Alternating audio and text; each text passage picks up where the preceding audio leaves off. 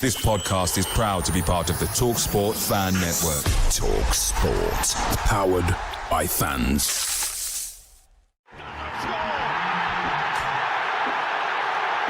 Styles with a save. For the second here. A classic counter-attack. And Gibbs White puts Nottingham Forest 2 ahead.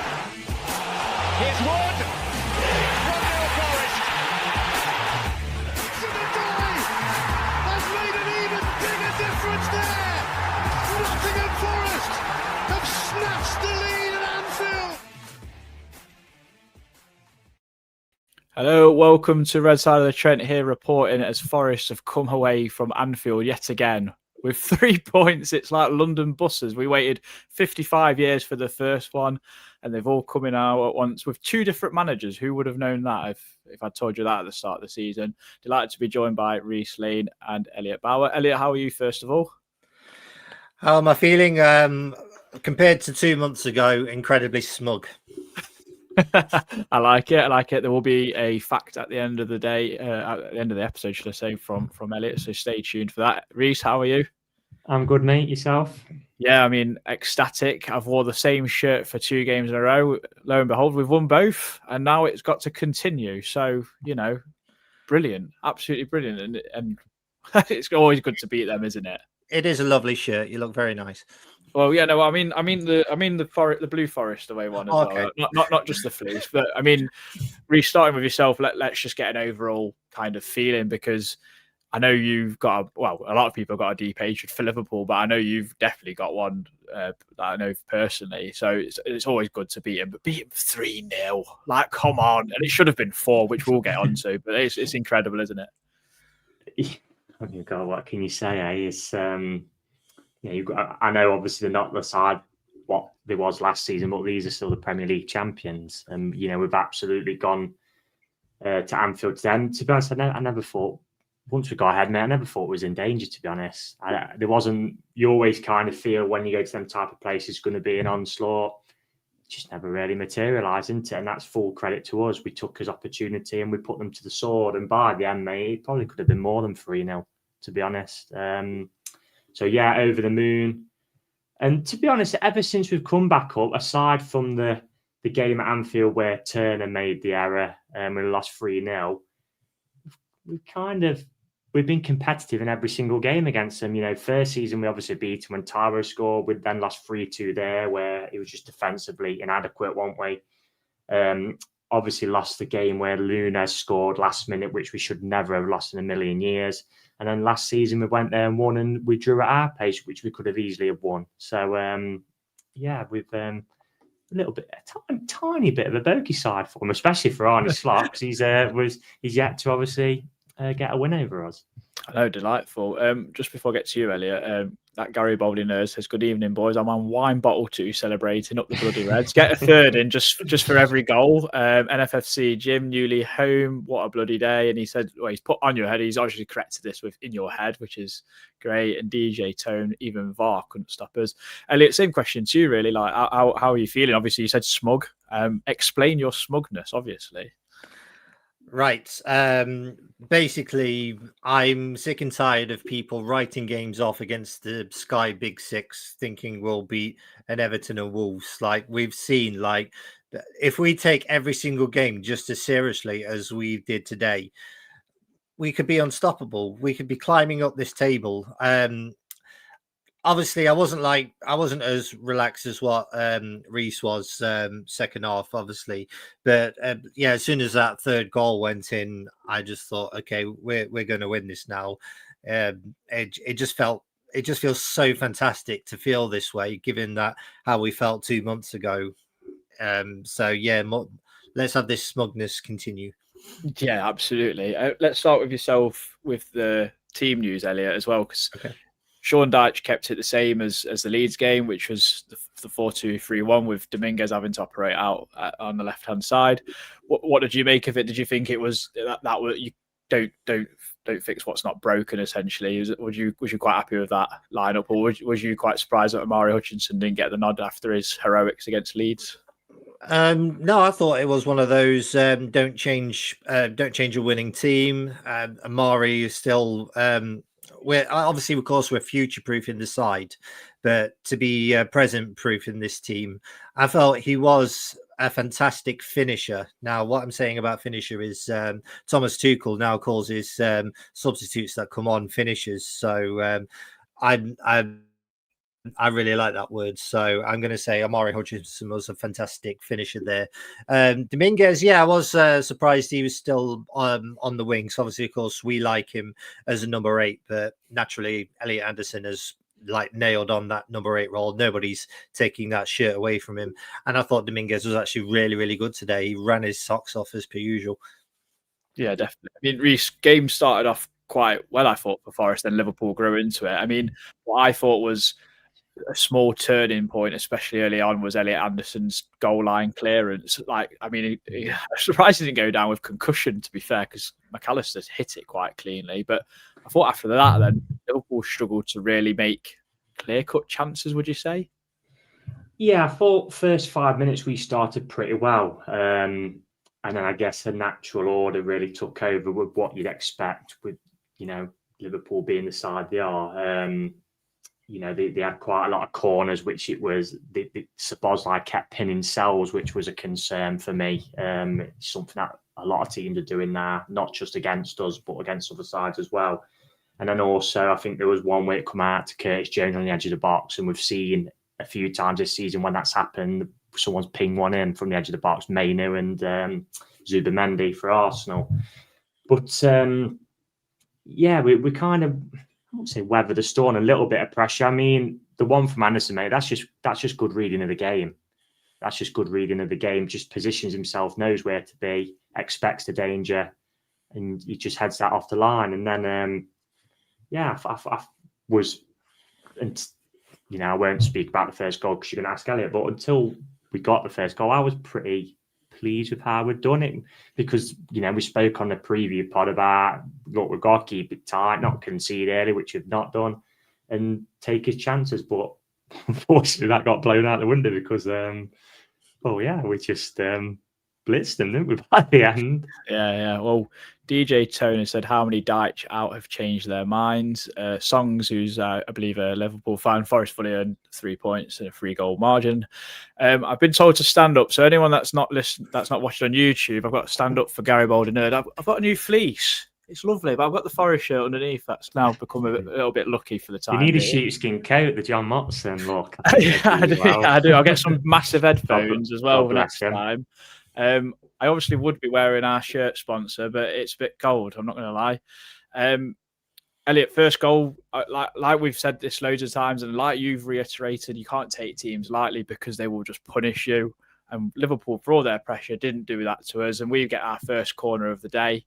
And it's an absolute great finish from Murillo, despite Liverpool maybe having some complaints about Dan Ndoye potentially blocking Alisson's view, as they had that with Man City.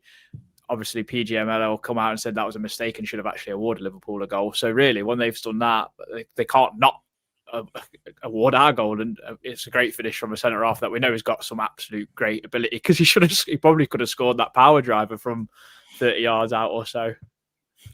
Yeah, Murillo's my boy. He's my favourite player. So as soon as he put it in the net, I was just jumping for joy.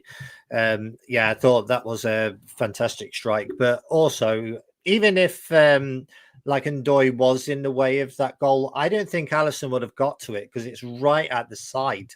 I think he'd have to be like a super cat to actually dive to his right just to get it. I thought it was an exceptional goal, and as soon as that happened, we went typical Forest and not conceded again, which was nice. Yeah, I mean, Reece, we'll talk about obviously moments later. We've gone. Well, we thought we'd gone 2-0 up through Igor Jesus. That got ruled out for handball. I mean, what? I mean, what did you think at the time of play before you saw a replay? Did you think it was handball or not when you first saw it? Well, Just first of all, just to touch on the goal as well, you can see Liverpool fans' point of view from that because, in my opinion, like they should have been allowed last week. So they've made the right decision today because they've made a mistake. But we've said this as football fans, it's just a consistency, isn't it? You know, if last week's would have been allowed, which it should have been for them, no Liverpool fans can make a complaint today, can they? No. But you know, that's by the by anyway.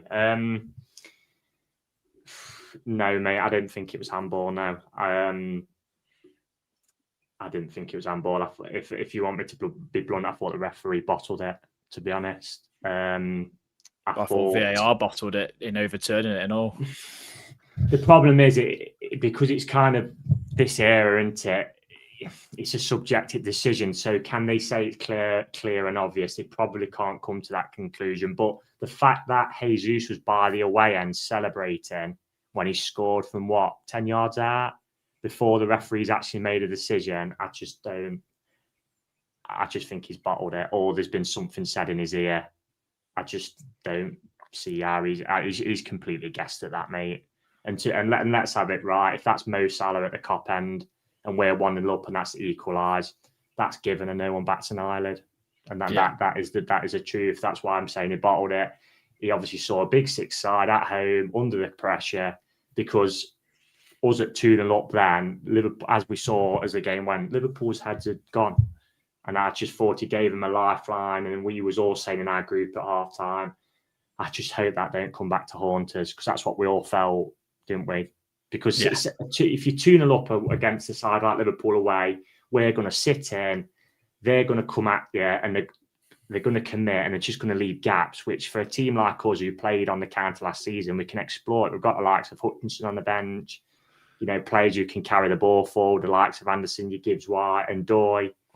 So, yeah, I thought he bottled it, mate, and I thought he got that one wrong personally. Thankfully, it didn't matter. Let's just say that. Of course. I mean, Elliot, there was another controversial moment. I can't remember when this actually came in the first half. I think it was before we scored. It's a tackle from. Yeah, it was. Is it from Gravenberch, Reece? Gravenberch, yeah. Gravenberch and Sangare, Elliot, and then obviously he ended up getting back up actually, and potentially could have got a penalty on another day, probably a bit soft, but there was a potential red card in there. I'm not sure. But what did you think, Elliot? Yeah, I was thinking, you know, I even think the ref should have actually taken a look at that. There was another incident, which obviously, of course, over the past few games has been a bit of an Achilles heel for us, which is a corner given against us when it shouldn't have been. That's when I always get like nervous that we might actually score again. But yeah, on the Sangare incident, he was terrific today. He did all that subliminal stuff you don't notice. Absolutely brilliant, Sangare. I've seen him given.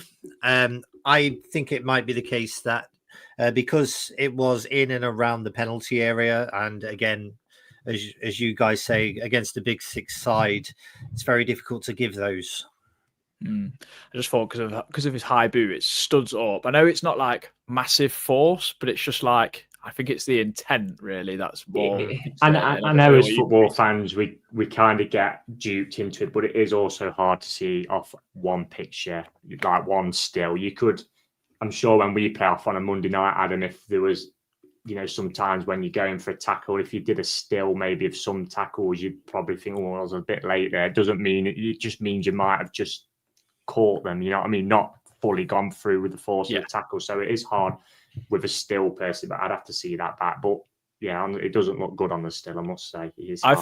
I personally thought he's not full force. It is more of a tap, but it's borderline. I think a yellow card would have probably been all right, and I don't think I'd complain too much. But moving on, I mean, can I just ask a question to Reece? I think he was in the ground today. Did you think that was a penalty from where you were sitting? Not for me, mate. No, okay. It was a bit of a tangle. I thought of like I won't really personally give a penalty for that. If in my opinion. Okay. Obviously, second half started and justice was served immediately with a cracking goal. I mean, great work from Nico Dominguez, Nico Williams. I think Elliot Anderson was involved in the build-up. Nico Williams gets to the byline, cuts it back, And who would have thought the other player coming onto the ball was our right back? And I mean, it's a sublime finish from Savona. And I thought he had a poor first half. Personally, I thought Gakpo had the better of him a lot of the time. But he keeps coming up trumps in these like moments when he gets them to redeem himself, I find. Reece? Yeah. To be fair, it's something we did last season, fullback to fullback, wasn't it? Ola Aina at Brentford is one I can remember. It's offload to Aina against Aston Villa, I believe. Yeah. And is it West Ham away when Alanga took his top off, a similar kind of goal, wasn't it? Right back to somebody running in. I know Alanga was a winger, like, but I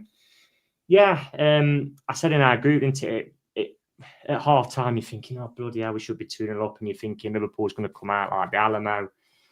And then it reminded me of when we go to Arsenal away, where you're thinking at half time, right, we're 1-0 down, we're still in the game. And then they've, on the last 2 seasons, scored, I think, last probably 3 seasons maybe. They've scored literally within the first 5 minutes of the second half. It goes to 2-0, and you're thinking, oh, that's game over.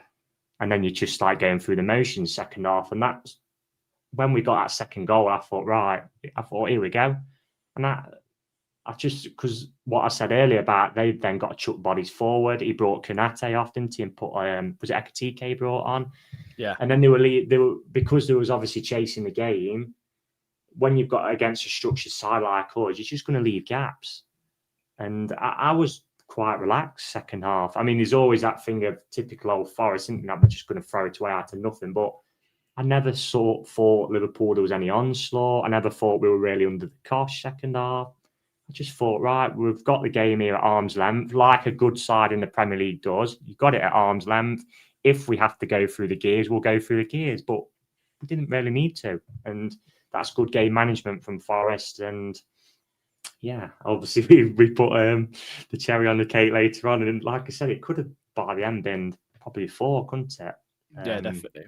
Did you feel quite relaxed, Elliot, watching it? Like, did you get that sense what Reece just said about because Liverpool were having to commit players forward? So Bosley was playing right back. They played the best midfielder at right back today. I mean, that's an absolute farce for me. Like Curtis Jones. Yeah, because how is he a Liverpool player? By the way, he's crap. He's a scarce, isn't he? But I've got one of my really good customers at work doesn't understand why they play Szoboszlai. He's a Liverpool fan. He doesn't understand why they play Szoboszlai right back. He said Joe Gomez should play there. He said he just doesn't understand it because, like, I agree, Adam. Szoboszlai is a cracking player. They needed him in that middle today, and you're taking it out his game, aren't you? Playing him at right back. Yeah, weird. So Elliot, how did you feel when 2-0 up? Was you fairly calm, collected? I mean, Milenkovic and Murillo are back to being prime Nesta and Maldini. Obviously, of course, we've been through many a Luton and Swansea game. Not to think, could we win this? Could we? Oh no, they're going to score 2 goals. Great. Today, what I saw is what I'm really, really proud of is that we got a second and then we went for a third, maybe even a fourth. That's why I was just so proud of them today. So obviously, of course, there is always that thing on the back of your head that you are going to be a little bit nervous, but today was just a fantastic, good all-round performance, really. Yeah, I mean, just sticking with you, Elliot. I mean, to cap it off, Amari Hutchinson comes on again, retires Andy Robertson back to the bench pretty much immediately. Gets a good shot away. Probably should have scored maybe, but Gibbs White on hand, 3 goals in his last 3 Premier League games, and that's match point, isn't it? Really, I mean, great finish as well from Gibbs White. To be fair, because he's not really his heading is much better than his shooting, I do have to say, but it's a great finish into the corner. Yeah, is that like 3 goals in 3 games now for Morgan? That was, yeah. We even count his last 5 Porto in this as well. So, and if he'd have scored a penalty, it'd have been 5, maybe 5. No, with Bournemouth away. Yeah, 5 and 6 maybe. Oh yeah, I also forgot to mention if you follow our listeners here, if you follow Adam, he's got a great song about Savona, which I all think we should start singing, which is to the tune of My Sharona. So I won't sing it because obviously, copyright with YouTube, etc. And back to the third goal. Amari Hutchinson, perfect finisher as a substitute. just laying it on the plate for Morgan. Yeah, fantastic third goal. Every Forest fan is in ecstasy. Great goal. Yeah, I mean, recently, like Elliot said, it could have been 4. Amari Hutchinson had another great chance. I think we had loads. We had quite a few half chances on the break, but I mean, yeah, I think someone does quite well to block it. But I think just getting that clean sheet is massive. It's the first one in 19 games. I think the last one was against Man United, where I don't know how we kept a clean sheet in that game personally, but I think this now starts a little bit of momentum now for Sean Dyche and his team, and obviously the squad who've clearly looked like they're a lot fitter today than I thought. Yeah, who would have thought that if you'd given someone the international break who was capable would actually come out the other side looking a lot better. But yeah. I mean, Morgan said it on the interview after the game. He says he's been running through the paces. I mean, it's disappointing really that they're not fit enough. Even if Sean Dyche wants to come in and improve their fitness, I mean, to say they're not at Premier League fitness level is poor. Whoever that's down to. Whether it's Nuno or Ange, I'm not too sure.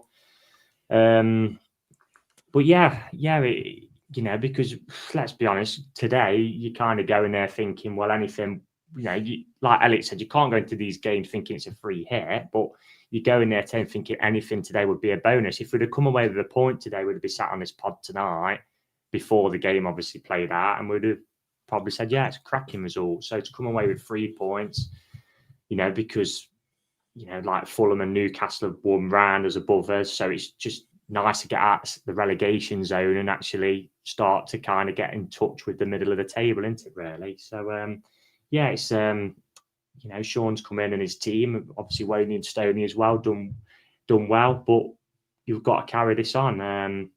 You don't get too high with a high and too low with a load. Thursday night is a non-negotiable win. Next Sunday, should I say, will be very tough because Brighton are playing well. I think they're 5th in the league. Yeah, they are. You're looking at their next 2 Premier League games, which are Brighton and Wolves. Everton. There was Wolves midweek, isn't it, before Everton? Yeah, that's right. Yeah. Oh, yeah. You're looking at them 2 and thinking a minimum of 4 points from the next 2 in the league, plus that winning the Europa League to get us into the middle order of that. So, a good base to start from, and we can finally start looking forward, can't we? Because, the mistake has now been rectified. Too late, shouldn't have happened, but it's where we are. And Sean's come in and, he's hit the ground running pretty much, hasn't he? We've got ourselves out of the relegation zone. We got off the mark in Europa League with a win against Porto. And we've also kept his first clean sheet of the season today, Adam, in the Premier League, like you said. So first away win as well. and it's back-to-back wins as well. I mean, when's the last time since we've won back-to-back games? It's gonna be last season now, isn't it? I mean, I'm trying to think back because at the end of the season was hit and miss, weren't we? Yeah, it was very consistent. So I bet it's a fair few months since we've won back-to-back games. To be fair, as well. Yeah, we haven't won away for like half a year. I think that was West Ham in May. So yeah. Shazza has said, no more A word, please. He is a distant nightmare. And he's got a question. They've got a question, which I will read out in a minute, but I'm just going to get on to. I'm just going to get. If you said it now, he's going to appear like Beatles. I was trying to think who he meant, and I thought, oh yeah, he must not be named. But yeah, just going to give a quick shout out to our sponsors, Trent Side Threads. They are doing 10% off if you use our code RSOT, RSOTT, TrentSideThreads.co.uk. They do some lovely shirts. I would be normally wearing an Ola Aina shirt, drinking Ribena, who has been seen back on the training ground. Hopefully, he will be back soon. Still, like the leader of the Vibes cartel. So that's always good. And I think he's recruited Dylan Backwar into that with Callum Hudson-Odoi and Willie Bolly. So that's always good to see. And Vesta Blinds who have joined us. If you want to get any good blinds, vestablinds.com. There's a number on screen now, and info@vestablinds.com is their email. Treat your partners to some new blinds for Christmas as that is coming up. I'm sure they will sort you out. So yeah, no, thank you very much for sponsoring the pod. I've got a question for both of you. I'll give you this one first, Reese. How can you not feel high after that? We actually had a discussion in our WhatsApp group, actually, and I thought it was worth talking about it because we are still in this predicament, really. We're still in a relegation fight as we are now because we are still lingering just above it. So I'll let you take it away anyway. I'm over the moon today, of course, Sam. It's just, you do need to, when I do this, if you saw me at games and saw me, watching the games, I'm totally different to what on this pod, because I'm in the emotion that then when the time we do this pod, you kind of simmer down a little bit. But no, of course, you got to enjoy today, and especially days like this, because they don't come around every so often. Hence why, last year I was saying I don't think it kind of gets better than this when you're 1-0 at Anfield, and we've topped it. Then we've got them beaten 3-0 today, which is incredible. But yeah, you still got to think about the bigger picture, haven't you? Because it's no point in going too over the top today. That's not saying not to not enjoy today. And I'm thinking if we lose Thursday night, because I still want to progress in Europa League, for example, and I'm looking ahead to the fixtures that we've got in the next few game weeks in the Premier League, and on paper, you're looking at games where you're thinking, well, I fancy us more in them games than we would today. So we've kind of disproved the rule today, haven't we? Again, upset the odds, should I say. So yeah, but these are the days as a fan, aren't they? Today, what you dream of, really, when all them years and that in the Championship, it was our generation of fans, we never thought these days would come. Like I put on his pod page, we've only won back-to-back games at Anfield twice in his history before today, which once was in the 60s. Yeah, 1963, I think I heard. Yeah, 1963, and the other was in the late 1800s. It doesn't come around very too often, does it? So yeah, but I'm over the moon. It's just not because I'm not jumping off walls. I try and stay balanced on the pod. Yeah. Could you imagine a Forest pod in the 1800s? Yeah, with like nice moustaches, and I've got playing five up front. Elliot, is this the best result since Forest have come back up into the Premier League, would you say? I'm going to lean towards the Manchester City 1-0 win, because when we first played them, they looked absolutely formidable. We got absolutely trounced 6-0, and yet we were still clapping them off. And yes. Yeah, so that would have been for me. But today, right now, it is the best win so far. Yeah, fair. That's all I can say. And to the point of why are we not high, we have got to bear in mind, Reece is right. You can't get too high and you can't get too low in this league, because there's always going to be some kind of banana skin, just like last year when we beat Liverpool and then drew to Brighton and then lost to Fulham. We've got to take every single game seriously. But yeah, right now, two fantastic wins against Leeds and Liverpool, both bottom and, at the moment, mid-table, but they were champions last season. You just got to enjoy these things. So for the next few days, I'm just going to be as happy as everybody else. Fantastic answer. Spoken like a true politician. Going to do some player performances. Reece, I'm going to give you... I'll let you lead on who you'd like to speak about. I mean, who was your man of the match? And you can speak about them, because I think you could argue for so many players today. You could, but Murillo for me stuck out because obviously the goal, but to keep a clean sheet at Anfield is always tough, especially with the run we've been on with clean sheets. Not kept one in the league this season, but a world-class performance today from Murillo. I thought he was absolutely outstanding. There was one, I think, second half where they were about to get in. He just come out of nowhere and made the tackle. And yeah, he was exceptional. I said it on the last pod, like Milenkovic and Murillo after Gabriela Saliba, you could make an argument for the best centre-back pairing in this league for me, because when they're at it, the tremendous. Milenkovic as well, because they kind of bounce off one another. I was just watching him again as well today, Milenkovic, just back to that, just organising, making sure everyone's aware from set pieces, exactly on his toes.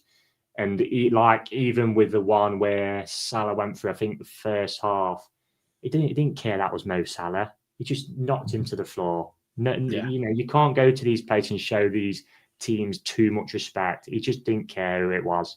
I'm going to make sure I'll win this duel, and he did. But Murillo, for me, mate, was the man of the match. I know me and Danny Tring, who obviously comes on the pod, we've said for quite a long time, we feel that Murillo's our best player. Whether or not Elliot Anderson would rival that now, I think, is a conversation which I'd like to think about another day. But Murillo's class, mate. You know, he's absolutely a class. He's the best centre back I've seen for Forest, to be honest. In my time of supporting the club, really, you know, he could go on and play for an elite side, in my opinion, in terms of, you know, the standard big six. You know. Just wanted to score an absolute wildy.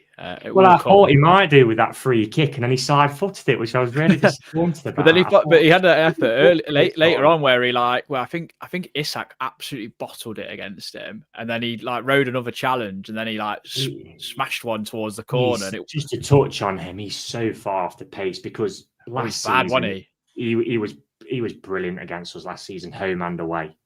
You know, I remember at the home game, especially where he was relishing the physical battle with Milenkovic and, you know, making it really difficult for him. Obviously, away from him, I think he got a brace, didn't he?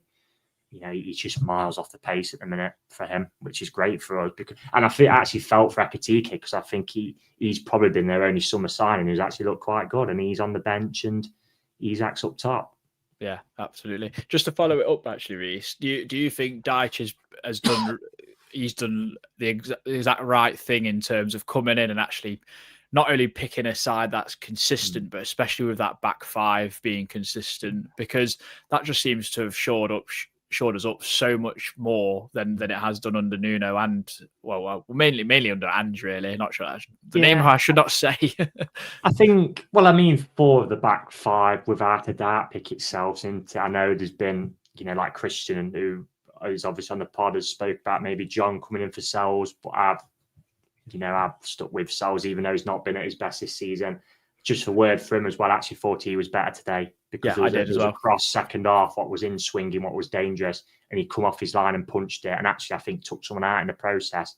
We need to be seeing more of that from Sells. He just looked more comfortable as well with shot stopping in terms of just getting down quicker. I know there wasn't anything that really troubled him, but there was obviously, I'm thinking to that Bruno Fernandes shot what hit the post, which would have been meat and drink. There, I've said it for you, Anna, on Twitter, which would have been meat and drink for him last season, and he just got down so slow. So yeah, that's great for him. You know, Nico's ever dependable, isn't he? Like I've said about the two centre backs there as partnership.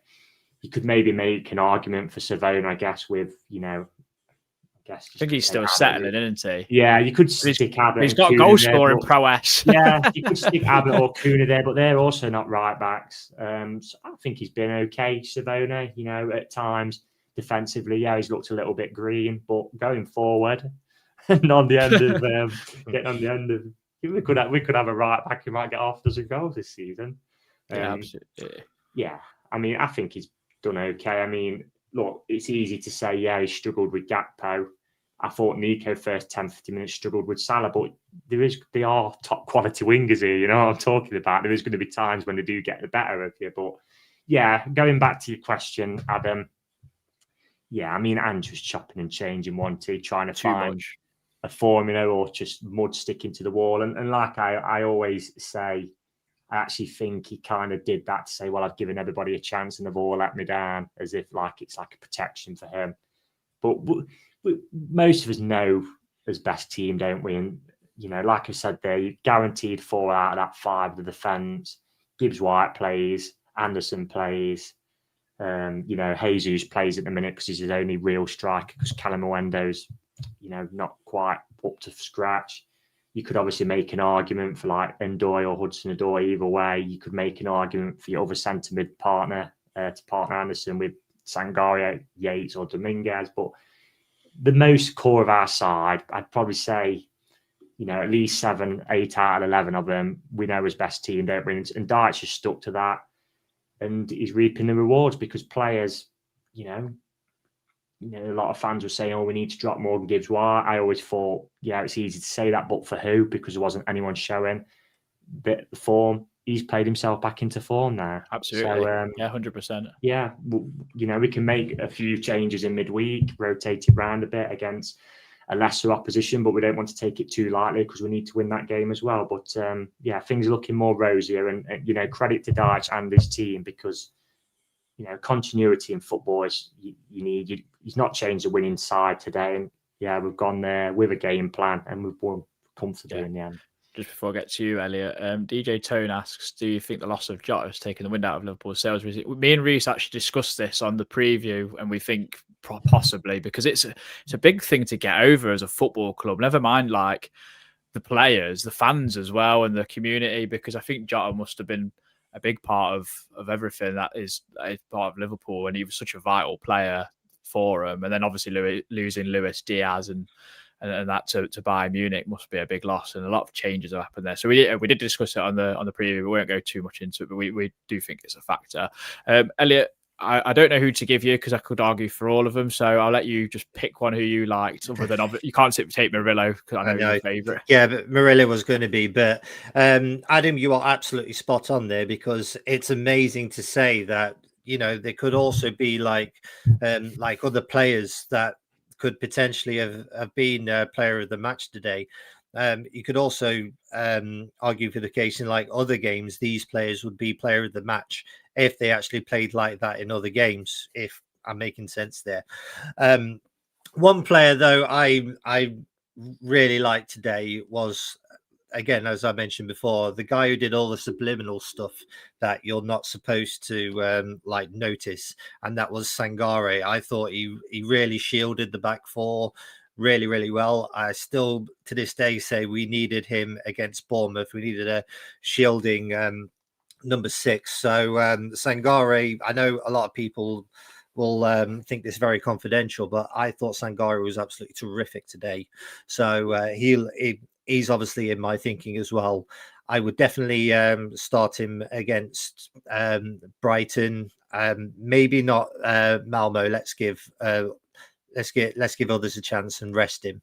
But I'm just going to say thank you very much to Sangare today for proving a lot of people wrong, and long may it continue. Yeah, absolutely. I'm going to actually take on Igor Jesus because, one, he deserved a goal, but blimey, what a striker he is. He's an absolute handful to play against. There was a point where the ball went into a channel, he ran onto it, won a throw-in, and the camera went to Van Dijk and he just shook his head like, no. And it was like, he just like, I think he must have been thinking like, how is this guy still going? Like, because he pulled up with cramp for a bit. He probably should have come off at that point, but I just think he gives us something completely different that everyone else doesn't. And I'm crying out for him to score a Premier League goal. But when I spoke to, I've completely forgotten the lad's name who came on to talk about him and Jair when we signed him from Botafogo. But he said to me, like, he won't score you loads of goals, but what he does for the team and what he gives you is what you will appreciate. And I can completely see it. I've seen it since day one with him, because he's just such a good link-up play, works hard. He gives a physical battle. He did not care that he was playing Virgil van Dijk today, because I think he even gave him one in his chops in the first half and did not look unnerved or whatever. So Igor Jesus gets a shout out for me. Elliot, come on in. I'm going to ask both of you a question. Would you like Igor Jesus to take the next penalty? Yeah, why not? Oh no, Elliot Anderson now. No, Anderson now, mate. Okay, fair enough. The best midfielder. It's just to break his duck, that's why. So, like, oh well, maybe. If we're two or 3-0 up, yeah. Maybe. But I mean, okay. Anderson was the best midfielder on today, and I don't even think he was playing at 70% personally. So that's my opinion. Just a word as go on. Yeah, just a quick word for somebody who's probably gone under the radar as well today. But Nico Dominguez again. He's not an out-and-out winger, we know that. But what I will say about, and I do feel for him that doesn't really get to play in his kind of position, but what I will say about Dominguez is he does so much work off the ball for the side, never stops running. WT Analysis put this about his job to kind of stop Szoboszlai playing. And it sums it up that we've said, yeah, Szoboszlai's played at right back, he's a great player, but we've not actually mentioned him in terms of influence in the game. Yeah, look at how much Trent Alexander-Arnold influenced the game for Liverpool at right back, for example. So that's a credit to Dominguez. Just runs himself into the ground every week for the team. Yeah, he might not be the best technical player on the ball, but just the work ethic he gets through it. And what I love about him as well is he'll play anywhere for this football club. And I've never ever seen him moan, never seen him complain. Last season, he wasn't getting in the team at the start of the season. He apparently knocked on Nuno's door, asked why. got a chance, took it, and yeah, he just literally will run everything for the game. Like there was one where he got it in the corner first half where he ran, I think forced him into a mistake, and then I think it was Szoboszlai Konate had to come over and slide a tackle, and he knew he wasn't going to win it. He's just clever, let them make a tackle, got us down the pitch and won a throw right near our corner flag and just eases that pressure. So yeah, sometimes you might not notice a player who's just kind of doing that work off the ball, like Elliot said with Sangare as well. Something just to mention with him as well. I think when Sangare plays, you actually see Elliot Anderson flourish more. It just gives him it just gives Elliot Anderson that freedom because it just knows I haven't got to do as much defensive work with Sangare there behind me. It just gives him that freedom to be an all-round central midfielder. Anderson. I mean, he's elite, and he could literally play another one. He could play for any team, and I actually think you'd put him in any team, Anderson, and there won't be any transitional period. I think he could start in any team in world football. To be honest, that's why he's getting linked to Real Madrid. And that's why he's going to lift us the World Cup in the summer. Let's hope. If he does that. I mean, I think just touching on Dominguez, and this is not even football related really, but he's like a GTA character with his haircuts as well. I think he's on about the 6th haircut of the season. His hair grows so fast. I mean, fair play to him. It must be something like Argentinian wine and steak he eats. He's got a barbecue with his name on, hasn't he? He has, yeah. It's like legendary. It's called something. Someone can tell me in the comments, but it's like a traditional thing in Argentina where they have this like massive bonfire and they kind of attach meat to the side of it and grill it. Sounds amazing. Yeah, if you ever get a chance that's to go to back today as well. Yeah, if you ever get a chance to go to an Argentinian restaurant and do it, because there is actually one in Nottingham in Bustler Market called Banquet something. They do like a street food. That's good if you want to try there. I'll send them an invoice to plug in them. I'm sure sponsor us. Yeah. Oh, someone's put it, Perilla. Yeah, I think that might be correct. Yeah. And Andrea, thank you for that. I mean, just we'll give Nottingham Food Guides a plug. Why not? Yeah. Give them a plug. Julia will love that. Come to this pod for everything. Fantastic win. I think I don't know if there's anything more to say. Elliot, the floor is yours for your fact of the day. All right. Well, again, I've got 2 choices for you, but first I'll just do a recommendation myself, and that's to watch something over Christmas. It's on Disney Plus, and it's called Duck the Halls. It's probably the funniest Mickey Mouse Donald Duck thing I've ever watched. It's only 22 minutes long. I can't believe it's universally suitable for all. But yeah, Mickey Mouse and Donald Duck, Duck the Halls is something I would thoroughly recommend to everyone. We'll send an invoice. We'll send an invoice to Disney for that plug.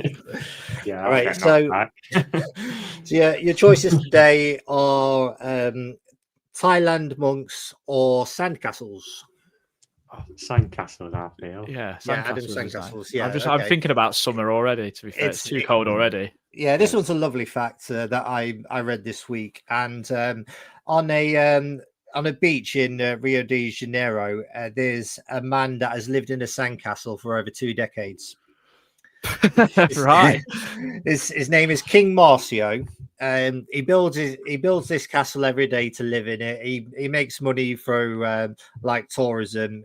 You should see this sandcastle. It's absolutely beautiful, and yeah, he's lived in it for over 2 decades. So I'll send a link to the Red Side thing. But yeah, that's today's fact.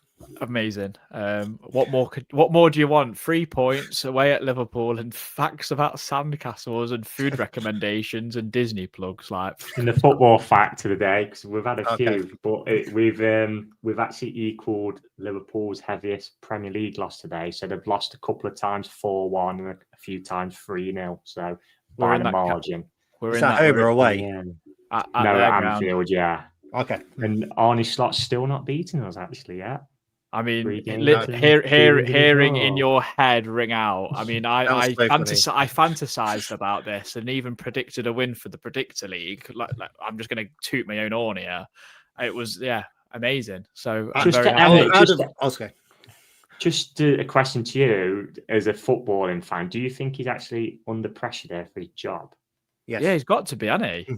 They're absolutely conceded stinking the the same gaff up. amount of conceded the same amount of goals as Leeds now. They're stinking out the gaff. Like they've lost so many. I think he's even said in his pre-match losing 5 or 6 games this season would rule them out of the title race. And like they've spent what 300 million quid or more on. I mean, 2 of them were over 100 million each. So come on. Like, yeah, you're debating whether they're going to get Champions League football next season. Can you imagine if they ended up in the Conference League? I mean, God. Yeah. I mean, because I said this before on the preview race, didn't I? I said if we beat them, we're 6 points behind them. We're a couple of more games, we might be level, if not overtake them, if they don't get their act together. I mean, I expect them to. It's Liverpool. They're a very good football club. They've got a lot of good footballers. I mean, Mo Salah is in probably the worst vein of form ever. Although I did think at the start of the game we might have seen him turn up, but yeah, Nico Williams quickly got onto him and shut that down, really. In all honesty, I don't think after maybe the 25th minute, Nico Williams got troubled by Mo Salah personally, and that's been the case for the last 2 seasons now. Really, from any fullback that's played Mo Salah, doesn't seem to get any change out of us, thankfully. I'd also love to be. Okay, sorry, Reece. Go on, you go first, mate. I would also just love to have been a fly on the wall in Liverpool's dressing room at half-time and at full-time just to see what Arnie's like, because I bet he was all in for this game. He really wanted to beat us and failed. Yeah. Reece? Yeah, just to end the pod on the Forest note, like with Nico, because he relishes that physical battle with any winger, like no respect against it. That's probably why he gets the better of so many. Because actually, first 10 minutes he probably wasn't touch tight, not probably aggressive enough, and Salah, that's why he probably got a better in first 10 minutes. But as soon as he got touch tight, physical, Salah on a cold, wet day in Liverpool probably didn't want to know really. Yeah, absolutely. I mean, and great to see Nico Williams get on the assist chart today. So that's a good thing going forward. But we'll talk a little bit about Thursday. Elliot, how are you feeling about Thursday, and what is your score prediction? I think it's going to be a 1-0 win, but I don't think it will be as pretty. I think there'll be expectation going into this game, and that's what worries me. So I think it will just be like a 1-0 win, and I think Morata will get his first goal. Okay. Reece, just before coming to you, this is a reminder of last season. Operation Anfield exercise coming for slot. I love that. Well, I was actually going to say we'll call the pod that. But yeah, never mind. So Thursday. Are you expecting changes? Yeah, so I'd imagine it'd be probably John in goal. We'll see Morata, like Elliot said. Possibly see Abbott. We'll see Yatesy. I actually would play Sangare again against them because I think he could dictate from a 6 because they're going to sit back, aren't they? We'll see McAtee. We'll see Hudson-Odoi, I'd imagine. Just a shame we won't see Hutchinson, obviously. That's which is a shame. We'll see Callum Awendo, whether or not any of the others are kind of back. I'd say Louise and Wood don't sound it. Whether back one, maybe, I don't know. Yeah. So we'll probably see half a dozen changes, won't we? And I'm expecting a win, to be honest. I'm not going to say, we turn up and we'll just roll them over. But, Malmo's not done anything in Europa League so far. I think they've only got a point. So yeah, I'm going to go for a 2-0 win on Thursday. Yeah, hopefully control the game, clean sheet. Callum Awendo, it'd be lovely to see him get off the mark. It'd be nice to see McAtee get off the mark. Them type of players, really. Yeah, I'm going to go the same. I think we'll win 2-0. I think there'll be changes, but I think we'll control it. And I just think like that winning mentality is starting to slowly grow into the team again. It's lovely to not only talk about, but to actually see. And I actually think we just look so much back to what we know. That Morgan says they've all brought into it, haven't they? So clearly they didn't under Ange. Well, that article that got released by the Times, I think it was, with John Percy, with Dyche, Wone and Stone, and like I think Ian Wone saying he did cartwheels out the ground or wherever it was when they've got the job. Yeah. And it means how much it means to them guys who've been part of this football club and have kind of ingrained their body and soul into it. So I just think it's it's almost like a bit of a fairy tale at the moment. I just hope it can continue, really. Yeah, I mean, I just never really got that chance. Yeah, you've got to back that up with results, but it's always lovely to hear that you're getting someone who comes in and has a genuine affection for the football club like we have as fans, because the manager previously, he was doing us a favour, wasn't he, by coming in, really. He was doing us a favour, and it's lovely to get, 3 people who, I know Dyche never played for the club, but Stone and Wayne were icons of the 90s. And Dyche has obviously been around the club before as well, who actually genuinely care for the club. To be honest, I don't think Ange really cared about Forest, did he? It was just about his own ego. So, it's always nice as a fan to hear stuff like that. Definitely. Anything else? Any other news to finish off with? Any other recommendations? No? Cool. Well, I'll save the rest for the next pod. Lovely. Well, we're actually going to be back tomorrow. We wanted to just get on this while the iron was hot and to talk about the win, but we'll be back tomorrow with Jess, Selby, Emma George, and Matt Barnsley. So it'll be nice to talk to them. Don't worry, Danny. We did talk about Murillo. We will wax lyrical about him. So yes, don't worry about that. So be back with us tomorrow around 9:30, 10 o'clock for more reaction. So tune in then. And if 338 people in here, if you could just drop us a like, drop us a subscribe, it's all free. So come on, get the jazzy button up, Adam. the jazzy button? There's like a Facebook version. Yeah, that's a YouTube version, isn't it? Yeah. Nice red and white colour coordinated for today's losers. But that would be all very appreciative. But until then, come on, you bloody Reds.